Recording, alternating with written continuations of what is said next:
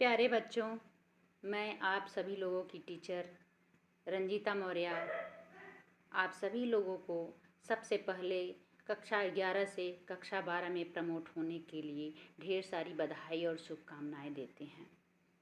बच्चों, जैसा कि आप लोग को पता ही है कि 11th क्लास में मैंने ही आप लोगों को संस्कृत पढ़ाया था और 12th क्लास में भी मैं ही पढ़ाऊँगी।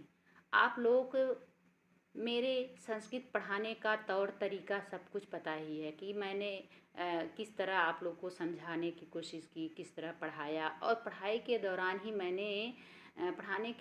ही मैंने आप सभी लोगों को ये बताया था कि आप लोग के सिलेबस में, आप लोग के कोर्स में जो जो किताबें 11th क्लास में हैं, जो जो आप लोग को 11th क्लास में मैंने पढ़ाया था, ठीक वहीं से आगे की चीज़ें आप लोग को 12th क्लास में पढ़ाई जाएगी।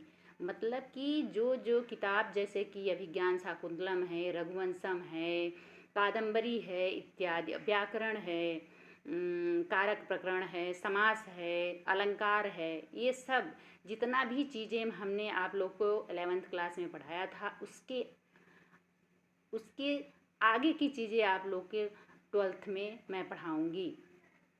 बच्चों, तो मैं जैसे जैसे आप लोग को बताऊँगी, समझाऊँगी, पढ़ाऊँगी, होमवर्क दूँगी, ठीक आप लोग को वैसे वैसे समझना है, वैसे वैसे करना है। अगर जब मैं कोई श्लोक की व्याख्या समझाऊँ, अर्थ समझाऊँ, तो आप लोग को यदि समझ में आता है तो ठीक है, नहीं आता है तो 1 बार, 2 बार, 3 बार आप हमसे पूछ सकते हैं। लेकिन हमें चाहेंगे कि हम जितना पढ़ाएं और आप रिवीजन करें, आप बेहतर से बेहतर करने की कोशिश करें। हम यही अपेक्षा रखते हैं आप लोगों को। तो आइए बच्चों, सबसे पहले हम जो हमारे संस्कृत साहित्य के मूर्धन्य प्रकांड विद्वान थे, जो जो संस्कृत साहित्य के धुरी माने जाते हैं, महाकवि कालिदास, आइए हम वहीं से अपने अध्यापन का शुरुआत करते हैं। कालिदास के बारे में आप सभी लोग जानते ही होंगे बच्चों, क्योंकि मैंने पढ़ाया था कि महाकवि कालिदास जो है प्रकांड विद्वान थे। इन्होंने इनकी जो है 7 रचनाएं बहुत ही प्रसिद्ध हैं। आइए सबसे पहले मैं इनके बारे में संक्षिप्त परिचय इनका मैं आप लोगों को देती हूँ। और हालांकि इनका परिचय सब कुछ तो मैंने 11th क्लास में ही आप लोग को पढ़ाया भी था, लिखाया भी था। उसी दौरान मैंने कहा भी था कि ये चीज़ आप लोग को 12th क्लास में भी पढ़नी है और अभी से याद कर लीजिए। तो आइए फिर से उसको रिपीट करते हैं। तो बच्चों सुनिए, महाकवि कालिदास का जन्म प्रथम शताब्दी ईसा पूर्व में हुआ था। वो उज्जैनी में उनका जन्म हुआ था। वो काली माँ के बहुत बड़े उपासक थे। उनकी जो है 7 रचनाएं, 7 ग्रंथ उन्होंने लिखा, जिनमें से 3 विधाओं में लिखा उन्होंने। उसमें से 3 जो है नाटक लिखा, जिसमें से अभिज्ञान शाकुंतलम, अभिज्ञान शाकुंतलम, विक्रमोर्वशीयम, मालविकाग्निमित्रम, और 2 उन्होंने महाकाव्य लिखे, जैसे कुमार संभवम, रघुवंशम, और 2 उन्होंने गीति काव्य लिखे, ऋतुसंहारम और मेघदूतम, जिनमें से आप सभी लोगों को 2 ग्रंथ इनके पढ़ने हैं, अभिज्ञान शाकुंतलम और रघुवंशम।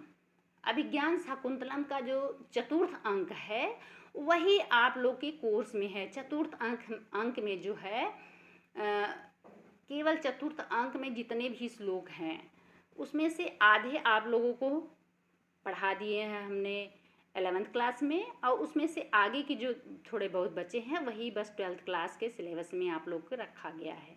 तो बच्चों आइए हम वहीं से शुरुआत करेंगे कालिदास के बारे में।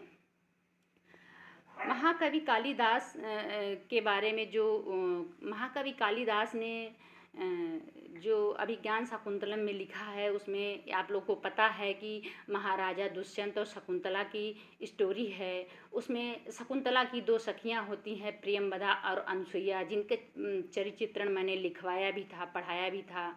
और उनके शकुंतला के पालक पिता थे कण्व ऋषि, और उसके जन्मदाता पिता थे विश्वामित्र। और बच्चों बस इतना ध्यान रखें, और आगे की पढ़ाई मैं कल आगे शुरुआत करूँगी श्लोक से। और इतना आप लोग ध्यान रखें। Thank you.